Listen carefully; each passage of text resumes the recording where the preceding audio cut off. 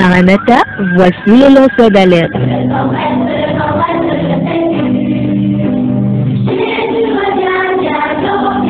Avec vous dès le point du jour criant. Maranatha, Jésus revient.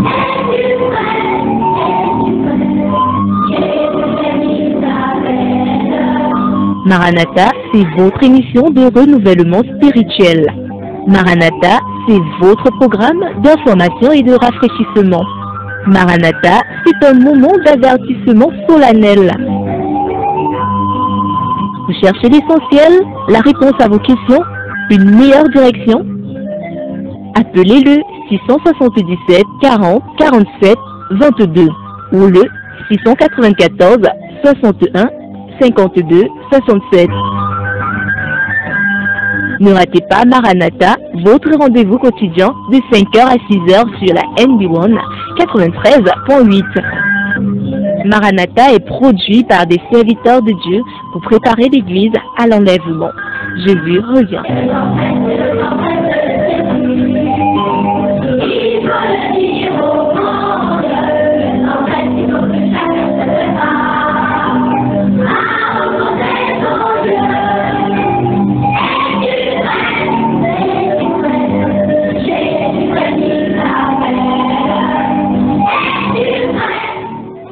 Bonjour, votre émission Maranatha démarre avec quelques minutes de retard, raison indépendante de notre volonté. Je sais que vous êtes encore là, faites-nous signe. 677 40 47 22, 677 40 47 22 ou le 696 28 comment ça 696 28 95 08 pour notre standard ici en studio. Votre émission Maranatha édition du 12 juin 2017 démarre. Je suis Franck Lucas. Bonjour déjà à tous ceux qui nous ont dit bonjour. Vous étiez inquiets, vous avez vu des réactions. Nous sommes là, nous sommes bel et bien là. Quelques juste petites raisons, n'est-ce pas? Nous prenons nos volontés, nous étions là à l'heure. Il y a Roméo qui dit bonjour, il y a la soeur Eve qui dit bonjour, il y a Maman qui a dit bonjour. Merci pour le retour et merci particulièrement pour les quelques personnes qui soutiennent cette émission. Grâce à vous, on peut nous entendre. Nous avons eu la réaction de quelques auditeurs. Bonjour à Théa, mais nous devons dire à Théa que nous n'avons pas eu hier, n'est-ce pas, l'émission Maranatha d'hier. Et nous avons passé un problème de crédit. Je crois qu'on va régler cela parce que beaucoup de gens sont abreuvés après l'émission. Théa, bonjour à toi, bonjour au frère Elvis qui nous fait signe là dans le forum. Bonjour à toi Elvis. Nous allons commencer en retard, mais si vous êtes là, faites-nous signe. Elvis, bonjour pasteur, bonjour bien-aimé. Soyez abondamment bénis au nom de notre Seigneur Jésus-Christ. Je crois que Elvis va mieux ce matin. Bonjour à toi, frère. 677 40 47 22, n'est-ce pas 677 40 47 22. Allons souffler un peu, on revient à vous dans quelques instants. Vous pouvez nous dire bonjour, hein, bonjour Abani, en bipant tout simplement, si vous êtes encore là. On souffle un peu, on revient à vous. Maranatha, Jésus revient. 5h, 6h, restez connectés sur la NB1 en compagnie de Maranatha.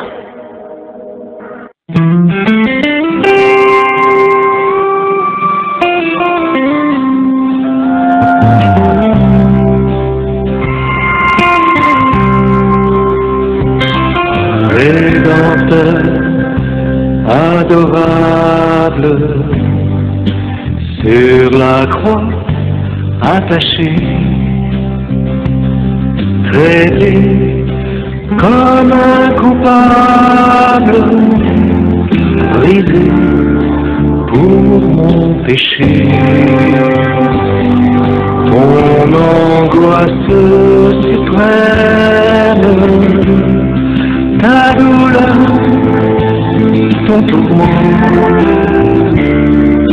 me disent voix, je t'aime, j'ai pris ton châtiment.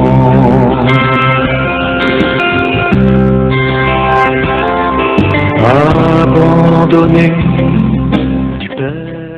Merci Jules, c'est Jules qui manipule le bouton ce matin. Elvis nous dit qu'il va mieux.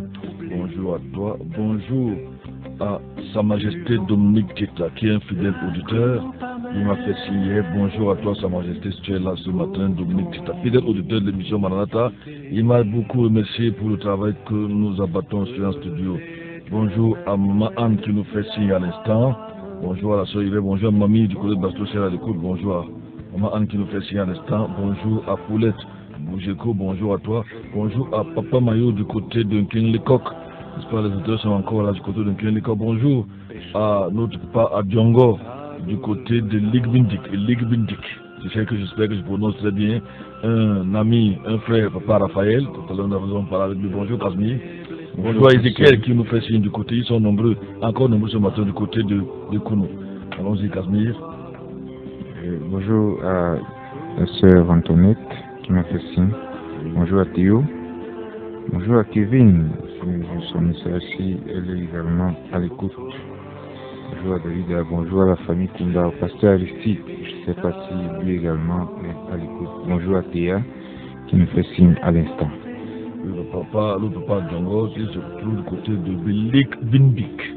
Parce que l'on bien, c'est à 8 km de Bilik Bindik. Nous avons parlé tout à l'heure. Bonjour à lui ici, il est déjà scotché 677.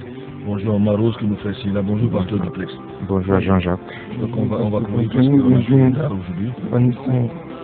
Vanessa Tania à la maison, bonjour à toi, bonjour à Jean-Marie, bonjour à Thomas Dawai, bonjour à quelques personnes du côté, bonjour à Kamel qui va nous écouter du côté de l'Allemagne, bonjour à Bertoli du côté de l'Ukraine.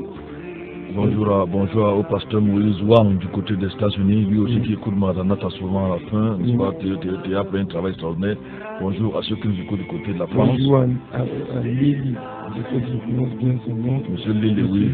Bonjour à Lily. Il y a notre papa de comment je prononce comme ça, Bindik. J'espère que je prononce ça, Bindik.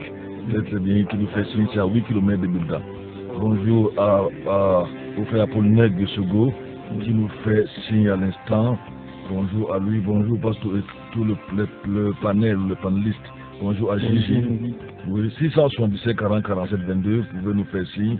Je crois qu'on va bientôt prendre l'envol parce que nous avons quelques minutes de retard. Pasteur Duplex, j'espère que les auditeurs sont édifiés ce temps-ci. Beaucoup m'appellent pour me dire merci. Nous avons rencontré Anissé hier qui était à l'église. N'est-ce pas, Anissé du quartier Amadou, c'est le quartier Amadou, quelque chose comme ça, qui était hier à l'église. On a eu un bon culte hier.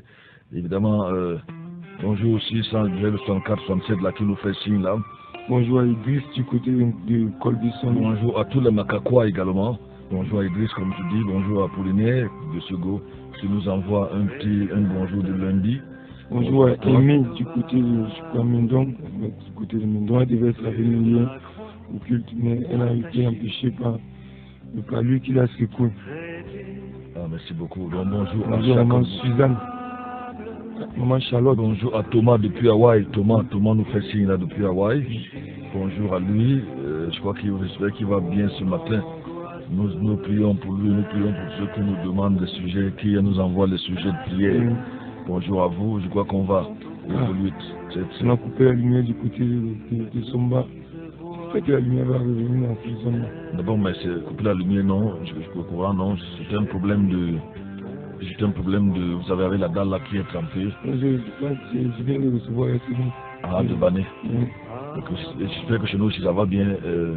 J'espère que le courant est là.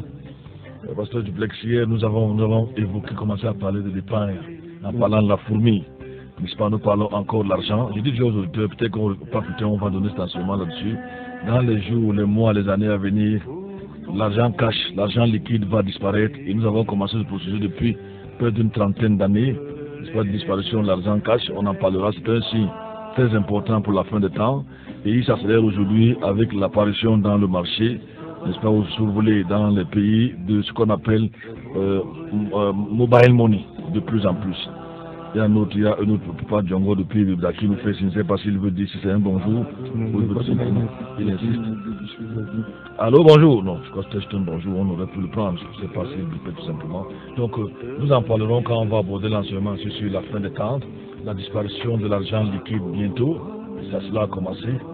De plus en plus, on peut aborder ça maintenant, c'est un vaste thème quand on parle de la fin des temps. Nous savions cela, n'est-ce pas? Nous savons ça, c'est Casimir depuis plus de 20 ans. La Bible en a parlé il y a plus de 2000 ans. Bientôt le cash va disparaître. Évidemment, nous savons pourquoi avec l'avènement de l'Antéchrist. Parce que les gens n'auront plus besoin de l'argent pour acheter, mais l'argent sera dans leur corps. On en parlera avec ce qu'on appelle la RFID, probablement dans les prochains jours. Quand nous parlons de l'argent et des richesses en général. N'est-ce pas, Casimir, qu'est-ce que tu as remarqué dans cet enseignement? Qu'est-ce que tu as noté? Qu'est-ce que tu as gardé? Je ne sais pas. Pasteur Duplex, donne-vous, parce qu'elle prend la parole. Oui, c'est vrai, hier nous sommes beaucoup, comme je le disais aussi en off hier, pour cette histoire de la fourmi qui m'a beaucoup marqué. La fourmi travaille en tout temps. Et les fourmis travaillent toujours en équipe. Oui, pendant l'été, la masse, la notion de pareil. Oui, mais la masse, et elle n'est pas paresseuse. Oui. Comme c'était aujourd'hui, il se dit, bon, j'ai déjà tout fait. Il trouve toujours des alibis pour rester couché à la maison. Et il dit un peu croiser les bras, ce qui dit un peu croiser les bras, un peu le sommeil, et la pauvreté te surprendra. Donc, Seigneur notre Dieu, nous voulons nous recommander en témoin à cette nouvelle journée. Nous voulons recommander les visiteurs, ceux qui nous écoutent, quel que soit l'endroit. Seigneur, nous prions que ta parole, toi qui viens avertir, prévenir, guérir, puisse agir encore dans les cœurs. Nous prions que tu nous bénisses, que tu nous soutiennes, bénisse l'enseignement dans nos cœurs, au nom de Jésus-Christ. Amen. On a dit hier, dans toutes ces démonstrations, que cet enseignement, que l'argent appartient à Dieu. Il faut juste se souvenir de cela. L'argent que nous avons appartient à Dieu, quel que soit le montant, quel que soit le degré de notre richesse. Et là, nous parlions de l'épargne. Dans le livre de Proverbes chapitre 27, verset 23 à 24, Proverbes chapitre 27, verset 23 à 24, là, Dieu nous recommande, il recommande à chacun de connaître son niveau ou son degré de pain. Autrement dit, son niveau de vie. Nous faisons dire que nous devons pas aller au-delà. Vous devez savoir ce que vous avez, vos avoirs. Ne pas. Il y a des gens qui aiment dire nous vivons par la foi, après ils sont bloqués. Vous avez un salaire de bicyclette et vous vivez au niveau, je ne sais pas à quel niveau, ça devient un peu compliqué. Ici donc nous devons savoir, nous devons épargner, nous devons savoir ce que nous avons. Proverbe 27, verset 23 à 24. Qu'est-ce qui nous aide là-dedans? 27, oui. 24. Oui. Plus tu vas connaître l'état de tes brebis et donne des soins à tes troupeaux. Oui. Car les richesses ne durent pas toujours. Car les richesses, chacun doit le savoir. Car les richesses ne durent pas toujours. C'est un fait. Vous pouvez être riche aujourd'hui, demain vous êtes pauvre. Pardon? Et la couronne ne demeure pas d'âge en âge. Et la couronne, si tu es roi, ou si tu es président, ou si tu es ministre, tu es gouverneur, c'est pas pour l'éternité. Un jour tu vas partir, un jour, ceux qui te donnent le café aujourd'hui, demain ils vont commencer à te mépriser. Quand quelqu'un est ministre, il faut voir comment les gens, monsieur le ministre, il a les gens partent. Le jour qu'on le relève, même son garde-corps finit le même jour. N'est-ce pas? Le café finit le même jour là. Peut-être qu'il parle avec vous, de 13h, on dit que vous êtes le ministre. Ceux qui hier vous applaudissaient, vous méprisent aujourd'hui. C'est un peu ça l'homme. La richesse ne dure pas toujours. Chacun doit le savoir. Et parce que vous le savez, quand vous avez, c'est de ça qu'on parlait hier, on a commencé à parler d'épargne. Quand vous avez 1000 francs, vous avez 10 000, ne mangez pas tout comme on dit au quartier en un clin d'œil. Épargnez, mettez de côté pour les mauvais jours. Parce que la richesse ne dure pas toujours, dit la parole de Dieu. Nous devons connaître le nombre de bébés que nous possédons. Nous devons savoir dans quelles conditions elles sont. Nous devons glorifier Dieu par une saine administration. Car, Proverbe chapitre 24, verset 3 à 4, Proverbe 24, verset 3, il faut noter que nous nous basons sur les Écritures, nous nous basons sur la Bible, n'est-ce pas, pour enseigner, donner un enseignement clair, à mon avis, n'est-ce pas, équilibré sur l'argent et les richesses. Dieu nous a prévenus, Dieu nous prévient, l'argent peut être très très dangereux. D'ailleurs, il nous a dit, l'amour, l'argent est la racine de tous les maux. Et si vous appliquez ce principe, n'est-ce pas? Il faut bien noter, contrairement à ce que les faux prophètes disent aujourd'hui, la richesse, vous deviendrez riche, vous allez voyager. Dieu lui met en garde. Nulle part dans les Écritures, le riche ou la richesse n'est glorifié. Nulle part dans les Écritures, oui. Proverbe 24, verset 3 à 4. Proverbe 24, 3 à 4. C'est par la sagesse que la maison sera bâtie. C'est par la sagesse que la maison sera bâtie. C'est par l'intelligence qu'elle sera affermie. Et c'est par la science que les chambres seront remplies de tous les biens précieux et agréables. Vraiment que Dieu nous aide à ce niveau. C'est par la sagesse que les chambres, autrement dit, que tu pourras épargner, n'est-ce pas, de tous les biens précieux et agréables. Mais si tu dilapides tout en un clin d'œil, ça va être un problème. Tes chambres seront vides. Et tu vas être en train de demander chaque instant et en vouloir à ceux qui savent, comme la fourmi, préparer les mauvais jours.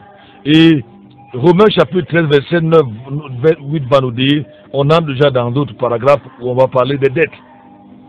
Romains chapitre 13, verset 8 va nous dire, on a vu hier que l'une des façons de voler, c'est d'avoir l'argent de quelqu'un, refuser d'embourser, comme de rembourser, commencer à fuir, commencer à jongler. Romains 13, 8. Un vrai chrétien ne doit pas être endetté. Et s'il arrive qu'il prenne des dettes, il faut qu'il rembourse le plus tôt possible. Ne devez rien à personne. Ne devez rien à personne. Ce n'est de vous aimer, les uns les autres. Car celui qui aime les autres accomplit la loi. La seule dette que nous devons avoir est l'amour. Et nous devons jamais en être libérés. Aimer les frères en Christ. Nous aimer les uns les autres. Il faut donc continuer à payer. C'est de là qu'est l'amour. L'endettement est quelque chose de terrible. Je dis bien, l'endettement est quelque chose de terrible. Proverbe 22, verset 7. 22, 7. Oui. Le riche dominera sur les pauvres, et celui qui emprunte sera serviteur de l'homme qui prête. Celui qui emprunte est serviteur ou l'esclave de celui qui prête. Ça veut dire que quand vous avez l'argent de quelqu'un, vous devenez son esclave. D'ailleurs, je ne sais pas si on faisait ça aujourd'hui, dans l'Ancien Testament, même la Bible était qu'à l'époque, lorsque vous avez l'argent que vous êtes capable de rembourser, on vous vendait, vous et vos enfants et votre femme. Non, on vendait, oui, votre femme et vos enfants. C'était terrible. Donc, quand vous avez l'argent de quelqu'un, vous devenez son esclave. Quand vous le voyez, même si vous souriez, le sourire s'en va. Votre cœur commence à battre, qu'est-ce qu'il va encore dire aujourd'hui? Peut-être que si vous n'avez pas vu sur un chemin, vous venez devant lui, vous entrez vite au quartier. Vous êtes plus tranquille, après vous devenez son prisonnier. Lui peut ne pas savoir que vous êtes embêté, peut ne pas vous voir, mais quand vous le voyez, votre cœur s'accélère. Dans 1 Corinthiens chapitre 7, verset 23, il nous est dit, 1 Corinthiens 7, verset 23, tu es là? 1 Corinthiens 7, 23. Vous avez été attaché à un grand prix. Vous avez été acheté à un grand prix. Oui. Ne devenez point esclave. Ne devenez point esclave. Oh, les dettes vous rendent esclaves. Le sang de Jésus nous a rachetés et nous sommes voulu acheter, n'est-ce pas, à un grand prix. Nous sommes devenus des enfants de Dieu. Ne soyons pas esclaves. Chez les planteurs là-bas, du côté de la traversée, souvent, quand c'est fort, après le mois de Mbreux, ils sont endettés au moment où, parfois, quand le mois de Mbreux vient, tout l'argent est pas dans le remboursement. Ils deviennent les esclaves. Ils commencent à, parfois, ils doivent cacher les sacs de cacao pour que, je ne sais pas, le créancier ne les attrape pas. Alors, la Bible nous dit que nous avons été rachetés à un grand prix. On doit devenir esclave des hommes. Et quand vous avez l'argent de quelqu'un, vous êtes son esclave. Un chrétien devrait être toujours assez libre pour pouvoir répondre à tout ce que Dieu lui demande de faire. À tout moment, sans être enchaîné par des obligations financières. Nous devons avoir une mentalité de pèlerin en marche dans ce monde. Imaginez-vous si vous arrivez de mourir avec les dettes.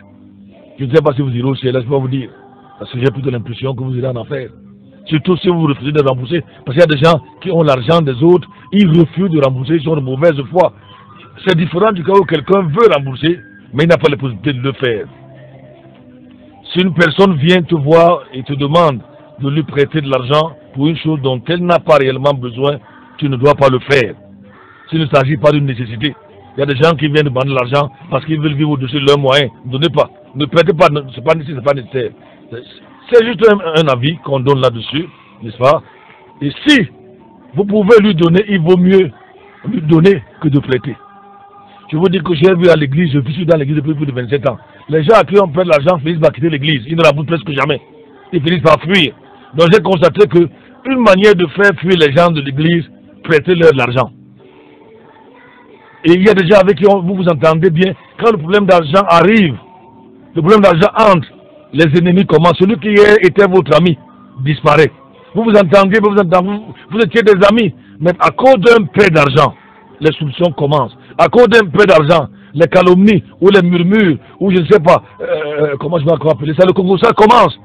Très souvent, quelqu'un prend votre argent, l'argent est sucré quand vous empruntez. C'est très sucré, Casimir. Maintenant, quand s'il faut rembourser, les problèmes commencent. Les messages commencent, les SMS, les engueulades, les coups de fil. Donc avant que vous recevez votre argent, si vous avez prêté peut-être 50 000 à quelqu'un, pour récupérer, vous avez déjà dépensé 5 000 ou 10 000 de taxer le téléphone. C'est terrible. C'est terrible pour le taxer le téléphone. Si vous n'avez pas remarqué ça, et je dis au pasteur, si vous voulez que les gens quittent vos églises, c'est par expérience, prêtez-leur de l'argent. C'est un moyen de chasser les gens. Parce que, puisqu'ils n'ont pas la bonne foi pour rembourser, même les faux frères. On a vu que les gens qui refusent de rembourser, c'est des voleurs. Donc l'église est aussi remplie de voleurs. Un pasteur qui a l'argent du fidèle, il ne rembourse pas parce que les pasteurs étaient un voleur. Et la Bible dit qu'aucun voleur n'héritera le royaume des cieux. J'ai connu des pasteurs, un membre de l'église leur donne 500 000, je connais un cas, 500 ou 600 000 pour acheter les tôles de 3 mètres, le pasteur bouffe l'argent. Le jour que le membre, le frère vient, il n'a rien trouvé. Le pasteur de rembourse. Il continue encore à prêcher au pupitre. Mais ça, c'est même quel genre de... Je ne sais pas, quel genre... Les gens là ont même quelle conscience. Vous avez l'argent de quelqu'un, mais vous continuez à prêcher que Jésus vous aime. Jésus est bon. S'il est bon, vous êtes mauvais quand même. Si nous voyons un frère dans le besoin et si nous faisons de l'aider, l'amour de Dieu ne demeure pas. Nous, ça c'est le pied de nos gens. C'est pour dire que parfois, au lieu de prêter l'argent à quelqu'un, vous me le donnez si vous avez. Parce que pour éviter les problèmes. Je dis bien, si vous avez. Vous n'êtes pas obligé de le faire, c'est vrai.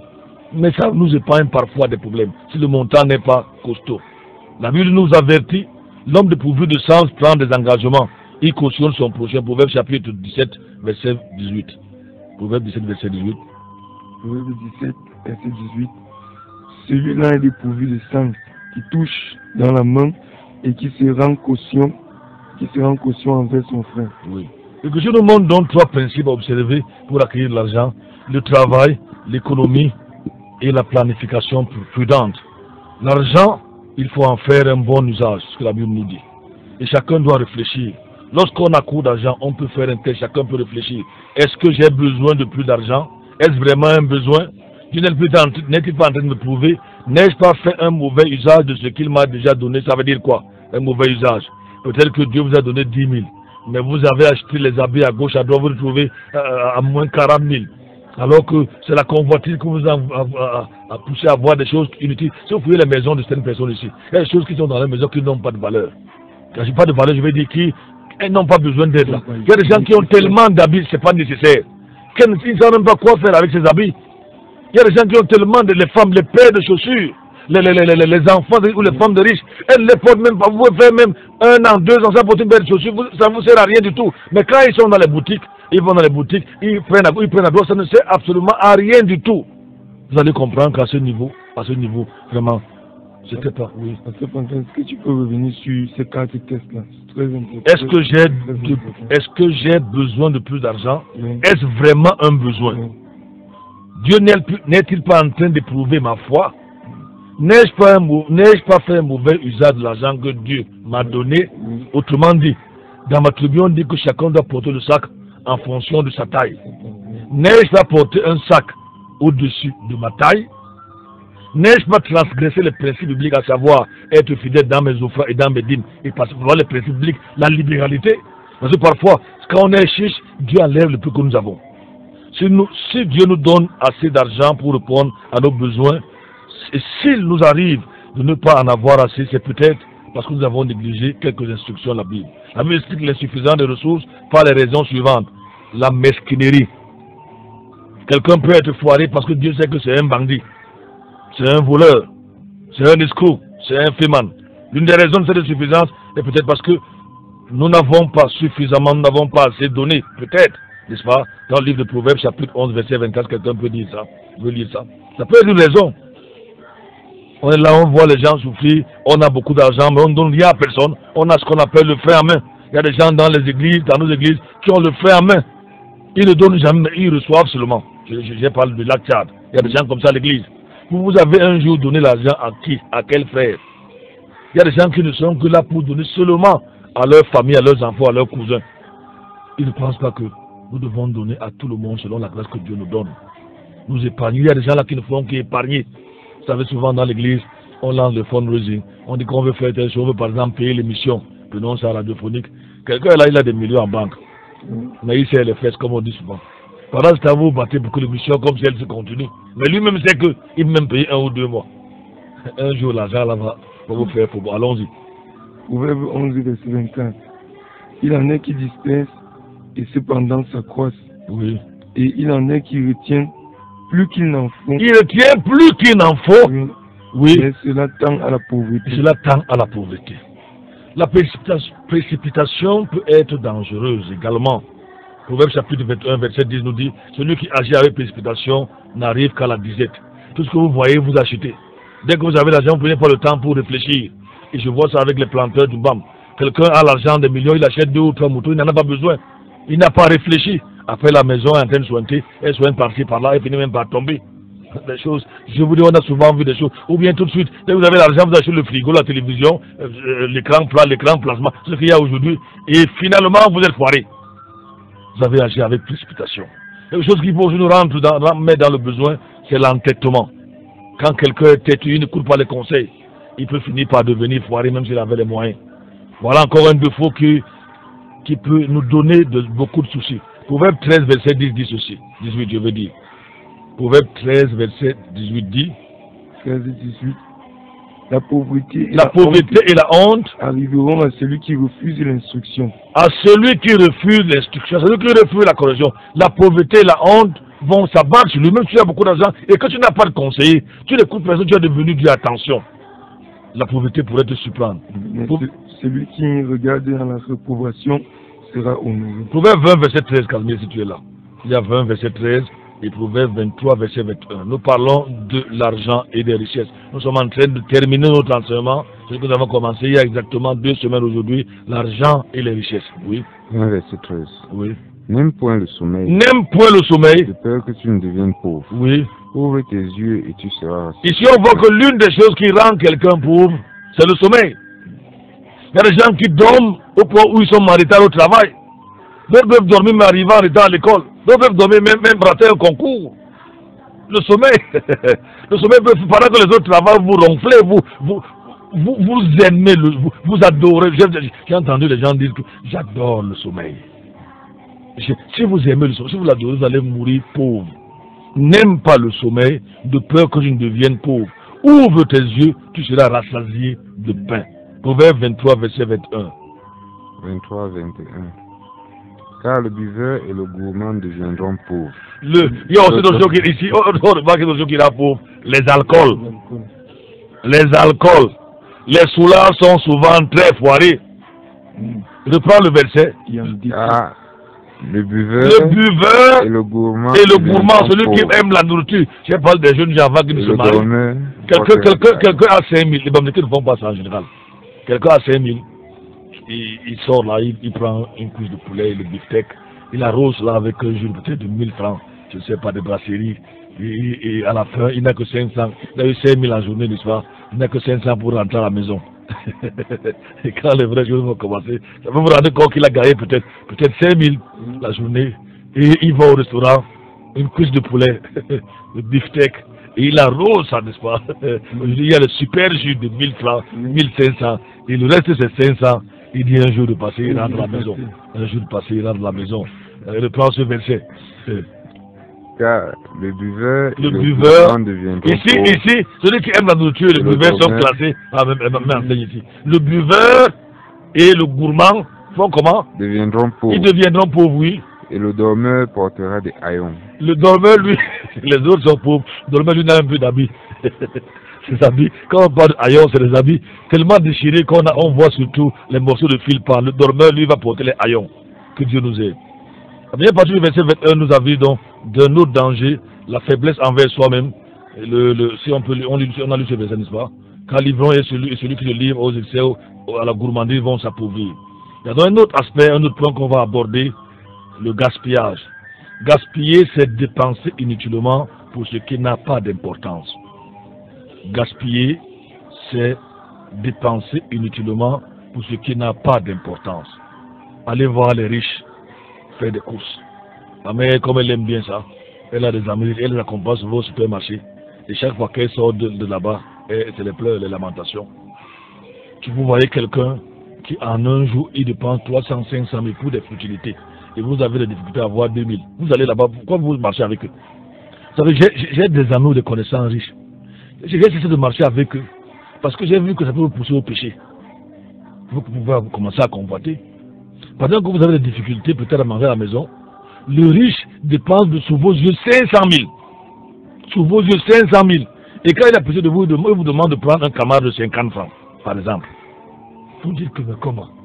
Qu'est-ce que cela signifie? Mais vous pouvez faire quoi? C'est pas votre argent. Pas votre argent. Il achète les petits tissus, il achète un petit habit à sa femme, c'est un exemple que je prends comme ça, transparent, mais 200 000. Un petit habit que vous pensez que c'est un habit de nuit. 200 000. Vous dites que mais comment? Je vis où? Pendant ce temps, prenez ça à la maison, elle a le tapioca. Il faut continuer à marcher avec lui.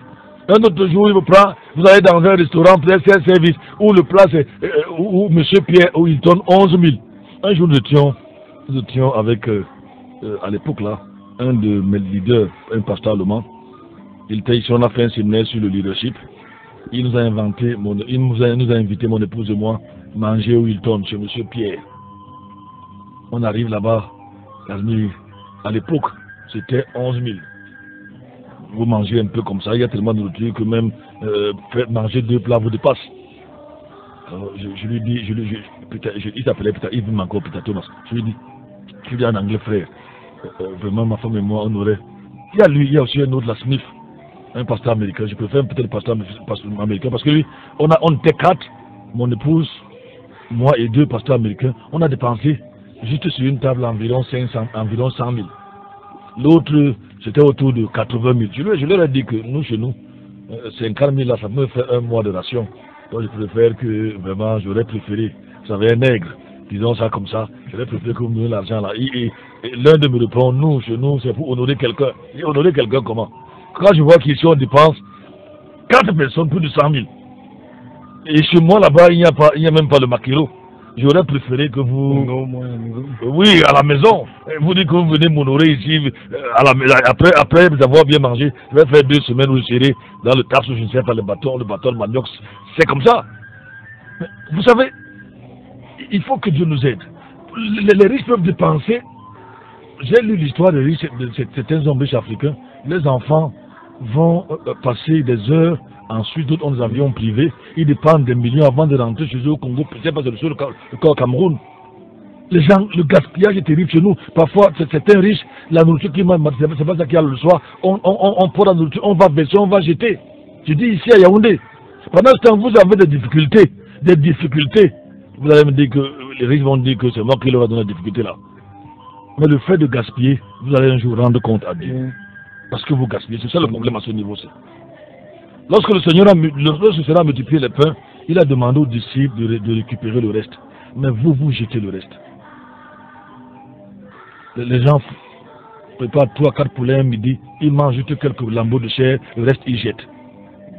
Jésus, qui est Dieu, après avoir nourri la foule, il n'a pas demandé qu'on jette le reste, il a demandé qu'on récupère. Ce n'est pas parce qu'il y a d'abondance qu'on doit négliger le reste. Ce qui est inutile pour vous peut être utile pour quelqu'un d'autre.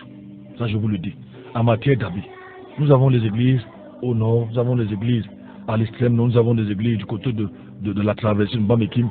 Je vous dis, les habits que vous jetez ici, un jour, mon épouse et moi, à l'époque, il y avait des établissements qui donnaient souvent, sachant qu'on va en brousse, 1 ou 2, qui donnaient souvent les tenues qu'on a de nos enfants. Le dimanche, les enfants étaient habillés en tenue. Je dis que la soeur Eve et moi, on a pensé qu'ils vont à l'école. On donnait ça pour qu'ils amènent les habits de champ. Mais comme ils n'ont pas d'habits en blouse là-bas, les gars, on était devant une des classes de la CIL préparatoire éco-élémentaire. On s'est dit, mais on se regardait. C'était un pantalon qu'on amène ici au frère là-bas en blouse que vous jetez. Mais vous voyez un frère, un pygmée, je ne sais pas qui, sapé, comme on dit chez nous ici, dimanche, plus clair que lui. Je me souviens un jour, on a offert une valise à un pygmée, le frère Madjoka. C'était un ami, un pasteur nord-américain qui lui a offert la valise. Madjoka a dit, je le cite, depuis quand un pygmée a la valise? Et il a dit, pasteur Franck, quand je vais mourir, enterrez-moi dans ma valise. Parce qu'un pygmée à la valise, c'est du venez voir. Ce que vous jetez, ce que vous négligez. Nous sommes des missionnaires. Je connais des frères au nord qui ont un pantalon pendant 1 an. Le pantalon c'était un jean bleu, il finit par devenir blanc. Je vous dis, je vous raconte pas des histoires, je connais ici à côté de nous, on connaît un frère, il dort à même le sol, Pascal. C'est dernièrement qu'on l'a rencontré, qu'on a commencé à le soutenir, lui envoyer 10-15 000 pour qu'il puisse un peu s'en sortir. N'est-ce pas? Des gens misères. Mais d'autres jettent la nourriture, d'autres jettent les habits, d'autres s'en foutent, d'autres gaspillent. Vous allez rendre compte à Dieu parce que ce n'est pas votre argent. C'est que ce que vous avez, vous n'êtes qu'un gestionnaire, vous n'êtes qu'un gérant, vous n'êtes qu'un intendant. Que Dieu nous aide. Dans cette maison même, les chiens mangent mieux que les serviteurs de la même maison. Dans cette maison, on nourrit mieux les chiens. Les chiens ont des kilos de viande sans os, n'est-ce pas? Alors que le boy, lui, croque les os, c'est dans le cale, dans l'os. On nous parlait de la mort, soit mort, là, on ne sait pas qui. Il croque, il n'a plus de dents. Pendant ce temps, le chien, lui, c'est la viande sans os, n'est-ce pas? Il y a même la nourriture du chien. une nourriture spéciale qui coûte plus cher que le pauvre qui va ramasser. Allez, il y a parfois, je vois les gens fouiller dans la poubelle. Ils prennent les petits morceaux de macabo ou de plantain que les autres ont jetés et ils sortent. Je connais un qui sort une purée à partir de ce qu'il ramasse dans la poubelle. Il sort une purée, il fait le malaxé. Lorsqu'il trouve un morceau d'oignon, il ramasse, morceau d'igname, il ramasse, morceau de plantain, il ramasse, morceau de macabo, il ramasse, et il achète les bandiangas de 10 francs ou de 20 francs, il écrase. Tu crois pas ça? Hein? Tu donnes le nom de celui-là. Un bout de musique, s'il te plaît, Jules, il ne croit pas. Je vais donner le nom dès qu'on va revenir, tu pourras aller interroger ces gens-là. On prend un bout de musique.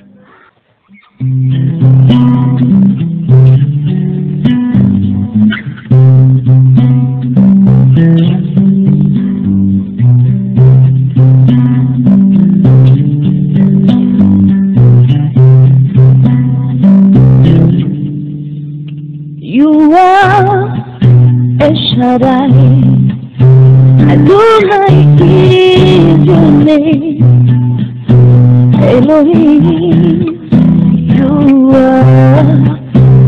you are mighty God. Je parle du frère Tala Zakari et son tuteur qu'il a trouvé ici, Clément Wafo, celui qui a le bâtiment ici à côté, peut vous témoigner cela.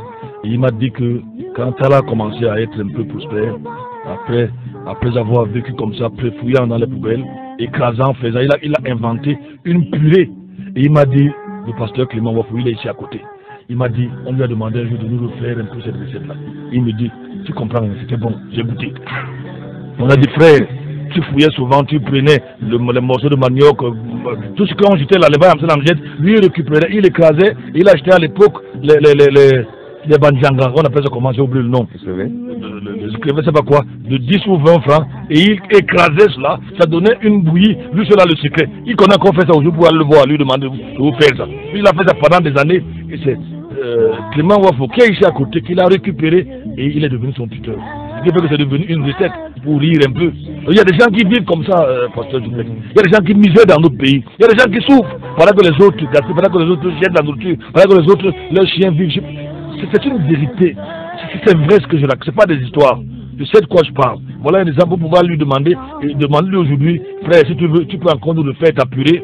N'est-ce pas? Le frère Clément, d'ailleurs, lui, il aimait, il a trouvé que c'était bon. Ce genre de. Vous savez, souvent, la vie vous amène à créer des formes de résistance. Vous ne pouvez pas imaginer. N'est-ce pas? La veuve de Serepta avait donné tout ce qui lui restait comme le pain. De même, celle qui avait 2 sous a pris de son nécessaire pour donner au Seigneur. Jésus est le pain de vie, le pourvoyeur du corps de l'âme. Le peu que nous avons peut devenir beaucoup si nous confions cela au Seigneur qui peut multiplier et qui peut bénir. On peut lire le livre de Proverbes chapitre 28 verset 19. La ruse aussi peut nous amener à nous appauvrir ou même à nous trouver complètement foirés ou ruinés, oui. 28, 19. Celui qui cultive sa terre sera rassasié de pain. Oui. Mais le compagnon des feignants sera rassasié de misère. Le compagnon de feignant sera rassasié de misère. Il n'est donc pas mal d'avoir de l'argent, mais le véritable problème est la manière de l'utiliser.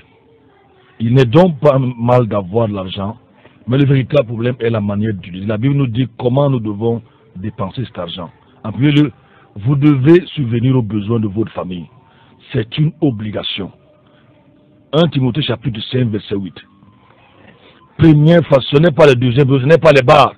D'ailleurs, vous devez exclure les bars et les alcools de votre vie si vous êtes un enfant de Dieu. Même goûter. Les gens disent que Dieu interdit l'excès.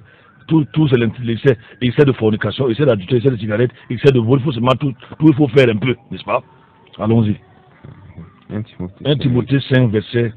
Comment utiliser l'argent que Dieu nous donne, oui? Si quelqu'un n'a pas soin des siens, et principalement de ceux de sa maison, il a régné la foi. Il est pire qu'un infidèle. Vous voyez quelqu'un qui est marié, sa femme, il a un salaire, sa femme misère, les enfants ne mangent pas, mais il dit qu'il est un grand dehors. La Bible dit qu'il est pire qu'un infidèle. Il est pire qu'un païen. Ce sont des paroles graves qui nous montrent l'importance que Dieu attache à sa responsabilité familiale.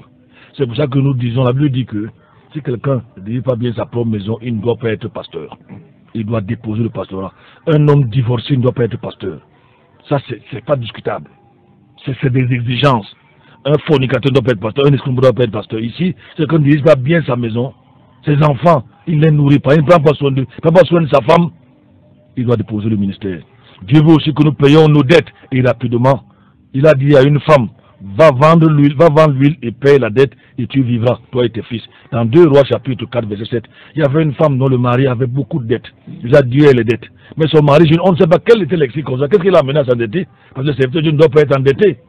Mais lui, il envisageait certainement rembourser cette dette-là. Malheureusement, la mort est arrivée. Et le créancier a décidé de vendre la femme et les enfants. Et un coup voir, et ça devait être Élisée, n'est-ce pas? Et dit, ton serviteur craignait l'Éternel, mais il a laissé les dettes. Maintenant, le créancier est arrivé. Il est en train de menacer de non seulement prendre bien, de me vendre les enfants. Il ne lui a pas dit, va te repentir. Il ne lui a pas dit, je ne sais pas, va le jongler. Il ne lui a pas dit, va envoyer le feu sur lui. Parce qu'aujourd'hui, le pasteur, le pasteur a ton argent, tu parles, il t'envoie le feu. J'ai vu, j'ai entendu. Il te maudit que tu réclames l'argent à l'homme de Dieu. Non, non, non, il n'a pas dit ça. Élisée lui a dit, va vendre de l'huile, va travailler. Et maintenant tu travailles, rembourse les dettes de ton mari et le reste de l'huile, tu vivras. C'est dans 2 Rois chapitre 4, verset 7. En d'autres termes, si vous ne pouvez pas payer vos dettes, vous devez vendre quelque chose qui vous appartient. Ensuite, payez vos dettes et vivez de ce qui vous restera. Autrement, il y a des gens qui ont beaucoup de choses. Ils préfèrent les garder au lieu de vendre cela et payer les dettes. Si vous avez 4, 5, 10 terrains, vous faites quoi avec ça quand vous avez les dettes? Je pose la question. Vous ne faites que crédit à la banque. Vendez ces terrains-là que vous allez laisser un jour. Vous n'aurez même pas 2 mètres. Et rembourser un chrétien qui meurt avec les dettes, seul Dieu, puisqu'on a vu que la dette c'est le vol, seul Dieu va nous dire au ciel s'il va y entrer. David dit, nous devons rien à personne, que Dieu nous aide. Que Dieu nous aide. Utilisons aussi notre argent pour aider les autres. On a vu ça dans 1 Jean chapitre 3, verset 17. On a commencé tard, peut-être qu'on va s'arrêter là. 1 Jean chapitre 3, verset 17. Dieu veut que chacun de nous soit un bon samaritain et qui est notre prochain, toute personne que nous rencontrons et qui est dans le besoin pour être notre prochain. N'est-ce pas? Et le verset qu'on peut lire ici, on peut lire 1 Jean 3, verset 17. Vous avez bien voulu. Oui. Celui qui aurait des biens de ce monde et qui, voyant son frère dans le besoin, lui fermerait ses entrailles. Il faut souligner le mot entraille. Entraille en hébreu signifie le siège de la compassion. Je reprends un peu la partie là. Et qui lui fermerait ses entrailles. Ses entrailles. Autrement dit, il ferme le siège de la compassion, oui. Comment l'amour de Dieu. Comment l'amour de Dieu, que Dieu nous aide, c'est souvent compliqué, est-il en lui, que Dieu nous aide. Le siège de l'entraille. Si vous voyez quelqu'un dans le besoin et que ceci vous laisse indifférent, ça vous dit absolument rien. Comment l'amour de Dieu est-il en vous? Je crois qu'on va arrêter là, le pasteur Duplex, et on va prendre les interventions. On a commencé avec un peu de retard. On va gérer ça comme ça, vous pouvez réagir. C'est un autre Dieu. Nous continuons à parler de l'argent. Je crois que d'ici quelques jours, nous aurons terminé. Je prie que tu édifies ceux qui nous écoutent et que nous soyons de bons intendants. Merci Seigneur parce que tu es Dieu. Au nom de Jésus-Christ, bénis ces paroles dans nos cœurs. Amen. Amen. 677 40 47 22, vous pouvez réagir, vous pouvez faire signe. Est-ce que vous avez été édifiés? Quelques SMS qui sont arrivés pendant que nous parlions là. Je vais les lire. Bonjour pasteur, soyez bénis en studio, c'est juste des bonjours. Si tu as pris un crédit à la banque et tu meurs sans avoir fini de rembourser, que faire? Mais tu as commencé à rembourser au moins. On a parlé des gens qui ont la volonté. Je ne parle pas de ceux qui sont remplis de mauvaises foi, ils commencent à jongler, ils commencent à courir, ils finissent même par se faire attraper. Je crois que Dieu sait. Maman Irène, un petit Camar, mois après les gros achats, on m'a offert les pommes de terre de 200. Ça veut dire qu'elle était avec ses amis, la riche, ils ont dépensé des centaines de mille, je dis bien centaines, peut-être 500. C'est elle qui a dit qu'elle avait une amie qui achetait un pain, je crois que c'est 30 000. Non, 300 000 le mètre. Et elle a acheté 10 mètres. 10 mètres. Et la couture c'était 200 000. Le pain a coûté finalement 3 200 000. Il faut beaucoup de courage pour couper la pomme. Elle dit que peut-être on peut offrir un camarade à quelqu'un, mais elle va là-bas 500 000. Elle voit 500 000 sortir. Elle fait quoi avec ses amis, ses amis là? Laisse-les aussi. Après tu vas avoir la convoitise dans le cœur. Oui. C'est vrai. Vous n'êtes pas obligé, quand vous n'avez pas de moyens, vous ne marchez pas avec les riches. Je vous dis, vous avez fini par maudire Dieu. Oui, c'est vrai. Parce que chaque fois que tu vois là, tu dis que ouais, tu vas. Aujourd'hui, Dieu pense encore à la pomme de 200.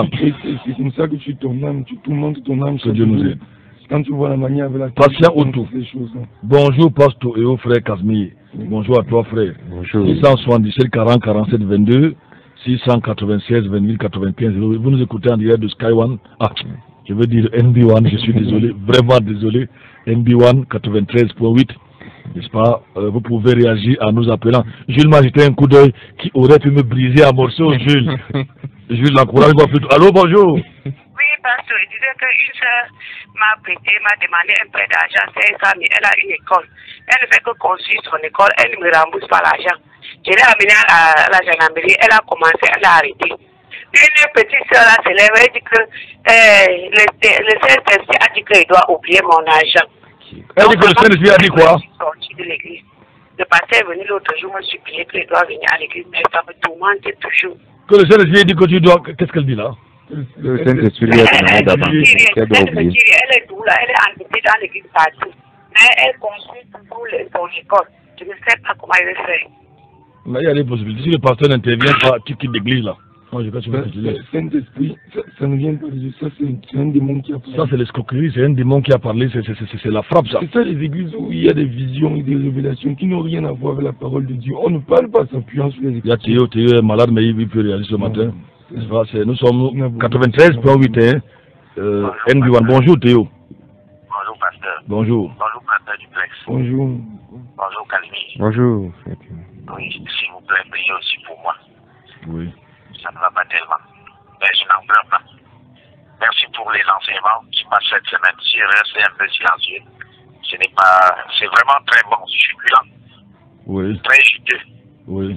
Et cette personne qui dit que le Saint-Esprit a dit de ne pas rembourser la dette est carrément con. C'est le paganisme religieux qu'on trouve dans 90% des échoppes religieuses aujourd'hui. Je dis bien 99% des échoppes religieuses ne sont que des cercles de paganisme chrétien. Il faut que se méfier. Accrochons-nous rien qu'à la parole de Dieu, rien qu'à la parole de Dieu seul. Soyez bénis abondamment. Merci. Vous avez vu ici dans les Écritures que nulle part le Saint-Esprit demande aux gens de garder l'argent. Au contraire, la Bible dit que celui qui a l'argent de son frère est un voleur. N'est-ce pas? Ça, c'est clair. Et aucun voleur ne sera dans le royaume de Dieu. Ça, c'est clair. C'est pas discutable. Si le pasteur ne prend pas position, il est complice. Non seulement il est complice, moi, vous avez position. Souvent dans les églises, quand quelqu'un a un peu d'argent, peut-être vous avez un pasteur ou c'est pas quelqu'un qui est magistrat ou commissaire, il a l'argent d'un pauvre, n'est-ce pas? Le pasteur a souvent peur d'intervenir, de peur que les dîmes ou je sais pas l'argent diminue à l'église. Le pasteur doit être un homme juste, n'est-ce pas? Il ne doit pas, peut-être qu'on verra ces versets ici dans l'enseignement sur l'argent, il ne doit pas favoriser quelqu'un parce qu'il est rougi, parce qu'il est pauvre. Il doit rester du côté de Dieu pour agir avec justice. Parce que nous allons rendre compte à Dieu. Il vaut mieux avoir une église avec peu de gens, mais qui craignent Dieu, que d'avoir une église remplie de gens, je sais pas, méchants, et qui sont sur la route de l'enfer. 677 40 47 22, vous écoutez bel et bien NB1 93.8. Il y a Elvis qui dit bonjour pasteur, bonjour bien-aimé, soyez abondamment bénis. Il a dit Amen. Non, c'est plutôt Bertrand Mengeden qui le dit. Bonjour à toi Bertrand.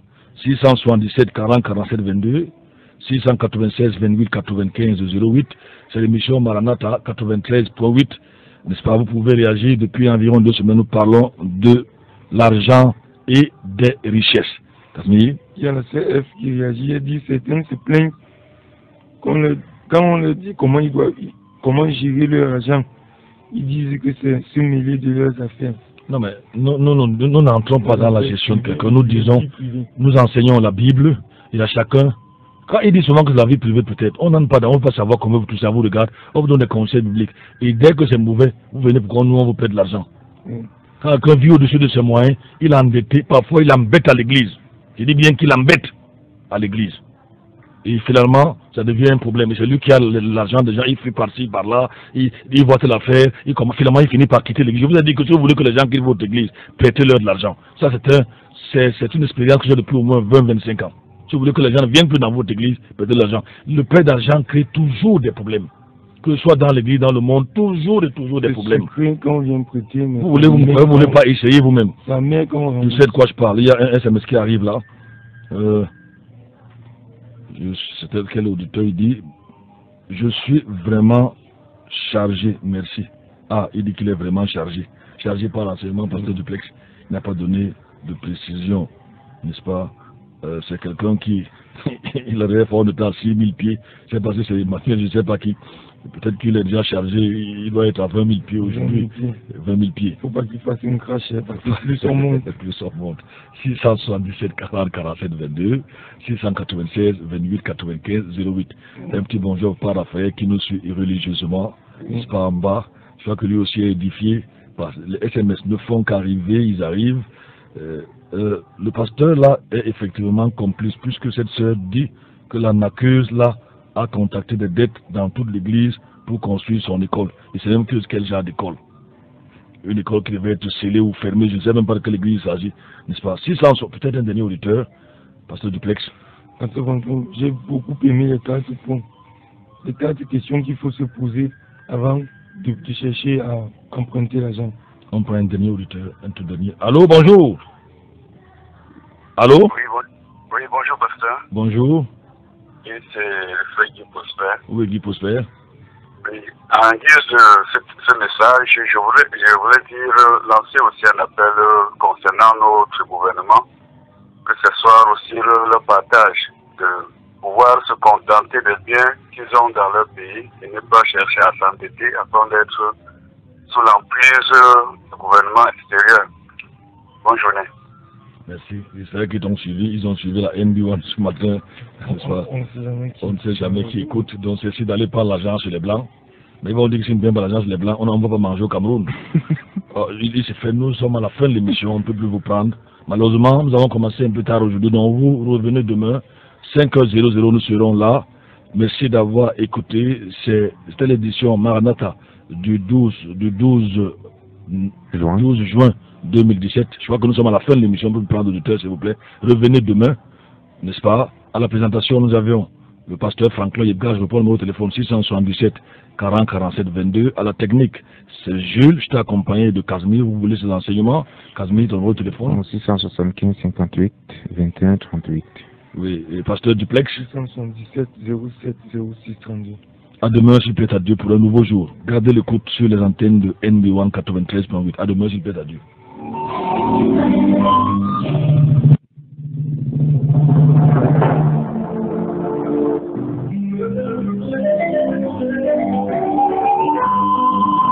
Maranatha, voici les lanceurs d'alerte.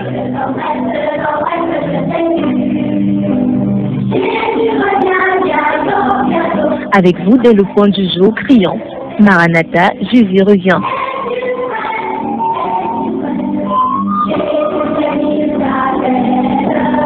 Maranatha, c'est votre émission de renouvellement spirituel. Maranatha, c'est votre programme d'information et de rafraîchissement. Maranatha, c'est un moment d'avertissement solennel. Vous cherchez l'essentiel, la réponse à vos questions, une meilleure direction? Appelez le 677 40 47 22 ou le 694 61 52 67. Ne ratez pas Maranatha, votre rendez-vous quotidien de 5h à 6h sur la NB1 93.8. Maranatha est produit par des serviteurs de Dieu pour préparer l'Église à l'enlèvement. Jésus revient.